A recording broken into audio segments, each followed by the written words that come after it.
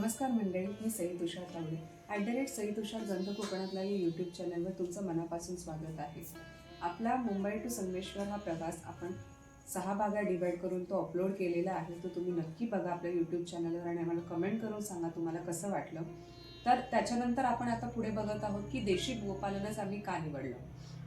इथे आल्यानंतर बऱ्याचशा जणांनी आम्हाला सांगितलं की तुम्ही जर्सीच्या गाई घ्या, त्यांचं दूध उत्पन्न करा, डेअरीवर द्या, त्याने तुम्हाला अधिक उत्पन्न मिळेल. परंतु आमचं ठाम मत होतं की नाही, आम्हाला देशी गोपालनच करायचं. याच्या मागचा मूळ उद्देश हा होता की आपल्याही जाती टिकून राहणं गरजेचं आहे. दुसरं म्हणजे इकडच्या ह्या गायी आहेत, ह्या आपल्याला अधिकाधिक दूध उत्पन्न चांगल्या प्रकारे चांगल्या प्रतीचं दूध देतात.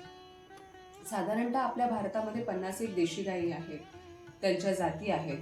त्यातल्या काही काळानुरूप नष्ट झालेल्या आहेत, तर काही आता भेसळही झाल्यात, कारण त्यांना जर्सीचे इंजेक्शन देऊन अधिक दूध उत्पन्न देण्यासाठी तयार केलं जातं.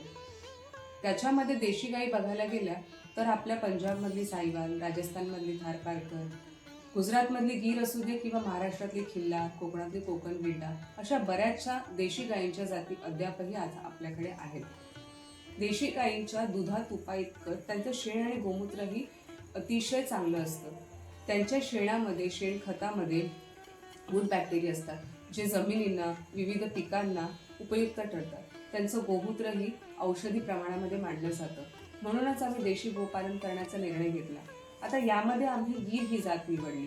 ती कशी आणि ती कशासाठी किंवा त्यासोबत आम्हाला काय अनुभव आले हे आपण पुढच्या भागात बघूया. धन्यवाद.